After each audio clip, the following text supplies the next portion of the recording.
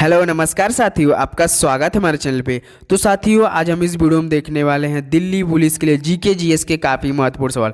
तो दोस्तों, जैसा कि आपका पेट एग्जाम समाप्त हो चुका है, अब आपको फोकस करना है दिल्ली पुलिस। तो दोस्तों, 14 नवंबर को आपका स्टार्ट हो रहा है दिल्ली पुलिस, जो कि 1 महीना चलने वाला है। तो दोस्तों, इस एग्जाम को आपको फोड़ना है। तो दोस्तों, हम आज से स्टार्ट कर रहे हैं जीके जीएस के काफ़ी महत्वपूर्ण सवाल, जो प्रीवियस ईयर और सिलेक्टेड क्वेश्चन जो दिल्ली पुलिस में पूछ रहा है बार बार, वही सवाल हम अब डेली कराने वाला है। तो दोस्तों, आप हमसे जुड़ जाइए, मैं गारंटी देता हूँ आपका जीके जीएस का एक भी सवाल नहीं छोड़ेगा दिल्ली पुलिस में। जैसा जानते हैं, तो पेट एग्जाम में काफ़ी मतलब हार्ड सवाल पूछ दिया, पता नहीं कहाँ से सवाल पूछ दिया, किसी को पता ही नहीं चल रहा, यहाँ तक कि गूगल भी उस सवाल का जवाब नहीं बता रहा था। तो दोस्तों, जानते हैं पढ़ाई कभी व्यर्थ नहीं जाता है, तो आपको केवल फोकस करना है, पढ़ाई करते रहिए, एक ना एक दिन जरूर सफलता मिलने वाली है आपको। तो चलिए दोस्तों, इसी के साथ हम अपना पहला प्रश्न देखते हैं। देखिए, प्रश्न पहला हमारा है, भारत में जूट का सबसे बड़ा उत्पादक राज्य कौन सा है? तो दोस्तों, भारत में जूट का सबसे बड़ा उत्पादक राज्य कौन सा है? पश्चिम बंगाल है। तो दोस्तों, ऑप्शन डी बिल्कुल राइट ऑप्शन हो जाएगा। तो चलिए प्रश्न दूसरा देखते हैं। देखिए, प्रश्न दूसरा दिए, निम्नलिखित में से किसने वर्ण परिचय नामक पुस्तक लिखी है? तो दोस्तों, निम्नलिखित में से किसने वर्ण परिचय नामक पुस्तक लिखी है? तो ये लिखी है दोस्तों ईश्वरचंद्र विद्यासागर ने। तो ऑप्शन ए क्या हो जाएगा? बिल्कुल राइट ऑप्शन हो जाएगा। तो चलिए प्रश्न तीसरा देखते हैं। देखिए, प्रश्न तीसरा दिया है, निम्नलिखित में से कौन भारत के दूसरे उपराष्ट्रपति थे? तो दोस्तों, निम्नलिखित में से कौन भारत के दूसरे उपराष्ट्रपति थे? तो ये थे दोस्तों जाकिर हुसैन। तो ऑप्शन डी क्या हो जाएगा? बिल्कुल राइट ऑप्शन हो जाएगा।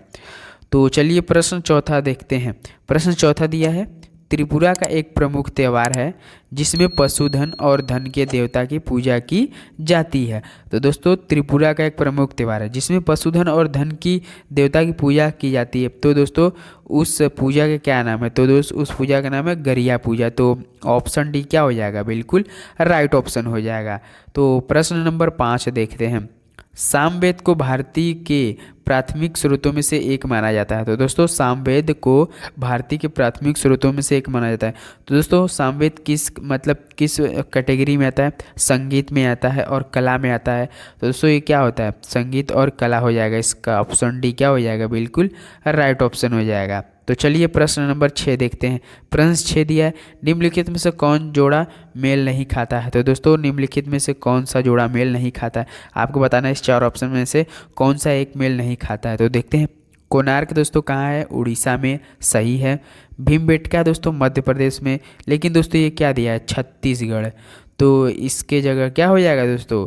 छत्तीसगढ़ नहीं होगा, मध्य प्रदेश हो जाएगा। भीमबेटका छत्तीसगढ़। तो इसी तरह लग रहा है ऑप्शन भी क्या हो जाएगा? बिल्कुल राइट ऑप्शन सी देख ले, हम भी कर्नाटक में सही है। फतेहपुर सीकरी उत्तर प्रदेश सही है। तो दोस्तों, भीमबेटका मध्य प्रदेश में आपका है, छत्तीसगढ़ में नहीं है। तो ऑप्शन भी क्या हो जाएगा? बिल्कुल राइट ऑप्शन हो जाएगा, याद रखिएगा। तो चलिए प्रश्न नंबर 7 पे चलते हैं। नल्लमला पहाड़ियाँ निम्नलिखित में से किस राज्य में स्थित है? तो दोस्तों, नल्लमला पहाड़ियाँ निम्नलिखित में से किस राज्य में स्थित है? ये तो दोस्तों आपके आंध्र प्रदेश में है। तो ऑप्शन डी क्या है? बिल्कुल राइट ऑप्शन हो जाएगा, ऑप्शन डी आंध्र प्रदेश। तो चलिए प्रश्न 8 देखते हैं। प्रश्न 8 दिया है, संविधान सभा की इनमें से कौन सी समिति के अध्यक्ष राजेंद्र प्रसाद नहीं थे? तो दोस्तों, संविधान सभा की इनमें से कौन सी समिति के अध्यक्ष राजेंद्र प्रसाद नहीं थे? तो दोस्तों, यूनियन पावर्स कमेटी के अध्यक्ष नहीं थे। तो ऑप्शन ए क्या हो जाएगा? बिल्कुल राइट ऑप्शन हो जाएगा, यूनियन पावर्स कमेटी। तो प्रश्न 9 देखते हैं। प्रश्न 9 दिया है, भारतीय संविधान के निम्नलिखित में से किस अनुच्छेद में वित्त विधेयक का उल्लेख किया गया है? तो दोस्तों, भारतीय संविधान के निम्नलिखित में से किस अनुच्छेद में वित्त विधेयक का उल्लेख किया गया है? तो किया गया है दोस्तों आपको अनुच्छेद 110 में। तो ऑप्शन सी क्या है? बिल्कुल सही जवाब है। तो प्रश्न 10 पे बढ़ते हैं। प्रश्न 10 दिया है, निम्नलिखित में से किस खिलाड़ी ने कभी ओलंपिक पदक नहीं जीता है? तो दोस्तों, निम्नलिखित में से किस खिलाड़ी ने कभी ओलंपिक पदक जीता ही नहीं है? दोस्तों, ऐसा कौन सा खिलाड़ी? उस खिलाड़ी का नाम है सानिया मिर्जा। तो ऑप्शन भी क्या हो जाएगा? बिल्कुल राइट ऑप्शन हो जाएगा। आपके लिए दोस्तों एक सवाल टेस्ट देना है, सानिया मिर्जा किस खेल से संबंधित? उस सवाल का जवाब हमें अब क्या करेंगे? कमेंट करेंगे। तो चलिए प्रश्न 11 देखते हैं। प्रश्न 11 दिया, भारत श्रीलंका वाणिज्यिक मुक्त व्यापार समझौते पर हस्ताक्षर किए गए थे। तो दोस्तों भारत श्रीलंका वाणिज्य मुक्त व्यापार जो समझौता हुए थे उसका हस्ताक्षर किस सन में किया गया था? तो दोस्तों ये सन में किया गया था 1998 में। तो ये ऑप्शन क्या है? बिल्कुल राइट ऑप्शन हो जाएगा। तो चलिए प्रश्न 12 देखते हैं। प्रश्न 12 दिया, निम्नलिखित में से किस राजवंश के शासन को भारतीय इतिहास का स्वर्ण काल कहा जाता है? तो दोस्तों निम्नलिखित में से किस राजवंश के शासन को भारतीय इतिहास का स्वर्ण काल कहा जाता है? तो दोस्तों ये है आपके गुप्त वंश। तो ऑप्शन सी क्या है? बिल्कुल राइट ऑप्शन हो जाएगा। तो चलिए प्रश्न 13 देखते हैं। प्रश्न 13 दिए, भारतीय खेल प्राधिकरण SAI का मुख्यालय कहाँ है? तो दोस्तों भारतीय खेल प्राधिकरण SAI का मुख्यालय कहाँ है? तो ये है दोस्तों नई दिल्ली में। कहाँ है दोस्तों? ये नई दिल्ली में। तो ऑप्शन ही क्या हो जाएगा? बिल्कुल राइट ऑप्शन हो जाएगा। तो चलिए प्रश्न 14 देखते हैं। प्रश्न 14 दिया, संविधान सभा के गठन के लिए निर्वाचित संविधान सभा ने अपनी पहली बैठक को आयोजित की थी। तो दोस्तों संविधान सभा के गठन के लिए निर्वाचित संविधान सभा ने अपनी पहली बैठक कब आयोजित की थी? तो दोस्तों ये की थी 9 दिसंबर 1946 को। तो ऑप्शन सी है बिल्कुल राइट ऑप्शन हो जाएगा, 9 दिसंबर 1946 को। तो प्रश्न नंबर 15 दिया, काजीरंगा राष्ट्रीय उद्यान स्थित है। तो दोस्तों काजीरंगा राष्ट्रीय उद्यान स्थित मतलब कहाँ पर है? तो ये दोस्तों असम में आपके। तो ऑप्शन भी क्या हो जाएगा? बिल्कुल राइट ऑप्शन। स्टार लगाइए दोस्तों, काफ़ी महत्वपूर्ण सवाल होने वाला है। तो प्रश्न नंबर 16 देखते हैं। प्रश्न 16 दिया, सलाल पन बिजली परियोजना किस नदी पर स्थित है? तो दोस्तों सलाल पन बिजली परियोजना किस नदी पर स्थित है? तो ये आपके दोस्तों चेनाब नदी पे। तो ऑप्शन सी क्या है? बिल्कुल राइट ऑप्शन होगा। चेनाब या चिनाब कहिए, एक ही बात है, याद रखिएगा। ऑप्शन सी बिल्कुल राइट है। तो प्रश्न 17 देख लेते हैं। निम्न में से कोस्टारिका की राजधानी कौन सी है? तो दोस्तों निम्न में से कोस्टारिका की राजधानी कौन सी है? तो ये सैन जोस है। नाम से पता चल जा रहा है, बीजिंग, दिल्ली, ढाका ने सैन जोस। तो ऑप्शन भी क्या हो जाएगा? बिल्कुल राइट ऑप्शन हो जाएगा। तो चलिए प्रश्न 18 देखते हैं। प्रश्न 18 दिया, इनमें से कौन सा देश सार्क का सदस्य नहीं? ये भी काफ़ी महत्वपूर्ण सवाल होने वाला है दोस्तों।